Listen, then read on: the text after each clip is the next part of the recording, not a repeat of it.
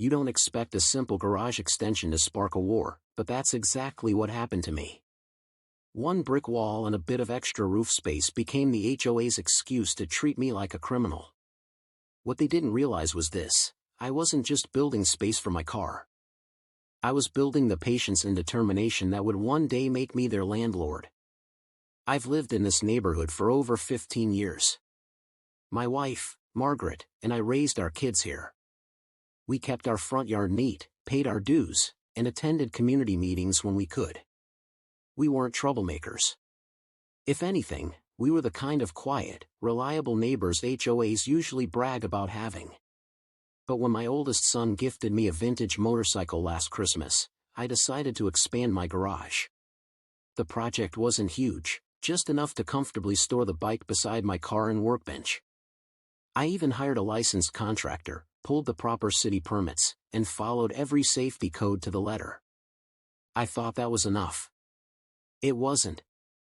3 days into construction, I received the first notice from the HOA. This extension violates the aesthetic guidelines of the community, the letter read. I laughed at first, thinking it was a mistake. My extension matched the brick, trim, and roofline of my existing house perfectly. If you didn't know better, you'd think it was built with the original structure. So, I called the HOA president, a sharp-tongued woman named Linda. "Linda," I said politely, "I think there's been some confusion. I have the city's approval and permits in hand. Everything is up to code." Her reply was cold. "Permits don't override our community standards, Mr. Daniels. You need to stop construction immediately." That was the start of it. Within a week, I had 2 more notices taped to my door, one threatening daily fines, another threatening legal action. My contractor grew nervous, worried he'd be dragged into a lawsuit. Margaret begged me to just cancel the project, but I was stubborn. "I've done nothing wrong," I told her. "If I back down now, they'll think they can bully us whenever they like." The HOA doubled down. They sent an inspector, someone they hired privately, not from the city, to document violations. He walked around my property like he was surveying a crime scene, snapping photos and shaking his head. "Are you serious?"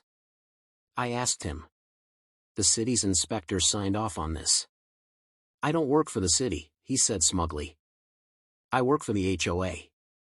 That night, at the monthly HOA meeting, things came to a boiling point. I stood in front of 30 neighbors while Linda read out a formal motion to fine me $200 a day until the garage was torn down.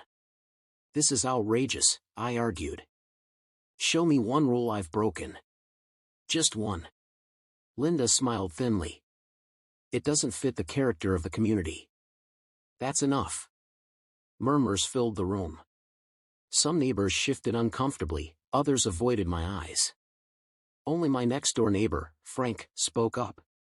"Linda, the man followed the law," he said. "You can't just make up rules because you don't like his garage." Linda dismissed him with a wave. "The board has authority." "That's final." They voted. 4-1. The fines would start immediately.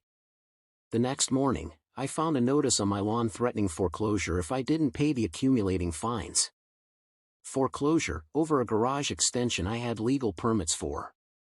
That was the moment the switch flipped in my mind. They weren't just harassing me, they were trying to scare me into submission, maybe even force me to sell.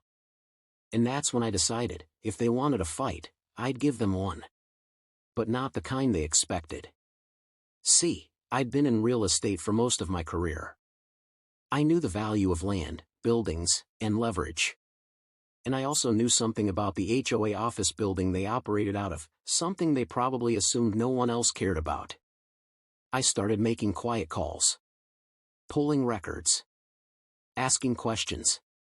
And the more I learned, the more a dangerous, thrilling idea took root in my head. I wasn't just going to beat them in court. I was going to own the ground they stood on. I spent the next 2 weeks digging into public property records. Most people in the neighborhood assumed the HOA owned their building outright. But I discovered something different: they leased it. The little brick office they strutted around every Saturday wasn't theirs, it belonged to a private landlord who had grown tired of dealing with them. So, I made a phone call. "Sir," I said, "my name's Daniel. I live in the community your tenants, the HOA board, manage. I hear you've had some trouble with them." The man chuckled darkly. "Trouble? They're late on rent half the time. Always demanding repairs but never willing to pay. If I had an offer, I'd sell tomorrow." "Funny you should say that," I replied. "What would it take?" 3 weeks later, I held the deed to their precious headquarters. My years in real estate and some well-placed savings made it possible.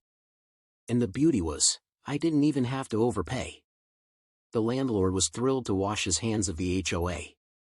I didn't announce it right away. No, I wanted the timing to be perfect. While the HOA kept piling on fines and sending threatening letters, I let them dig their own grave. By the time the arrears on my so-called violations reached tens of thousands, they scheduled a special meeting to discuss foreclosing on my home. That was the night I struck. The meeting was held in their office building, as always. I walked in, head held high, carrying a slim leather folder under my arm. Linda sneered the moment she saw me. "Mr. Daniels," she said sharply, "this meeting isn't for debate. It's for enforcement. You've ignored repeated warnings, and the board has no choice but to proceed with foreclosure." I let her finish her speech, then calmly placed my folder on the table. "You know," I began, "you've accused me of breaking rules that don't exist. You've threatened me with fines, foreclosure, even legal action. And yet, all this time, I've been holding the city permits proving my garage is perfectly legal." I pulled the papers out, laying them down one by one. Linda sniffed. "City permits don't override community standards." "True," I said, leaning forward, "but property ownership does." The room fell silent. I slid out the final document, the deed. "Ladies and gentlemen, as of last month, I'm your new landlord. You've been paying rent to me." The look on Linda's face was priceless. She went pale, then flushed red. That's impossible," she stammered. Frank, my supportive neighbor, leaned in with a grin. "Oh, it's possible.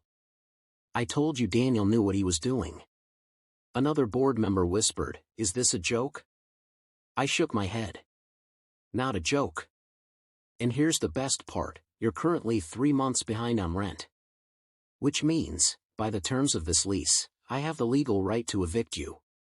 Gasps echoed around the table. Linda tried to regain control. "You wouldn't dare," she hissed. I smiled. "Try me." The following week, the HOA board scrambled. They begged, they threatened, they even tried to claim I had a conflict of interest. But legally, they had no ground to stand on. Within a month, they vacated the building, their files stuffed into cardboard boxes, their pride crushed. The city, meanwhile, dismissed their complaint against my garage extension entirely, since the permits were in order. Their foreclosure threats dropped like dead weight. And just to twist the knife, I hung a large framed photo of my garage inside the office lobby once I renovated it for my real estate firm. When neighbors came by, they laughed, clapped me on the back, and shook their heads in disbelief. "You really showed them, Daniel," Frank told me one afternoon. "They thought they could take your home, and now they don't even have an office."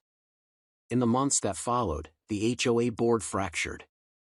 Linda resigned in disgrace, 2 other members quit under pressure, and eventually, new leadership was voted in, neighbors who actually cared about fairness and community instead of power trips. As for me, I kept my garage extension, my motorcycle, and a reputation for being the man who turned the tables. And here's the truth I want you to remember, sometimes the best revenge isn't shouting louder or fighting dirtier. It's being patient, smart, and letting their arrogance blind them. Because nothing humbles a bully faster than losing the very ground they stand on. If you've enjoyed this story, make sure to subscribe. We share real-life tales of standing up to unfairness, proving that dignity and fairness always win in the end. Don't miss the next one, you'll love what's coming.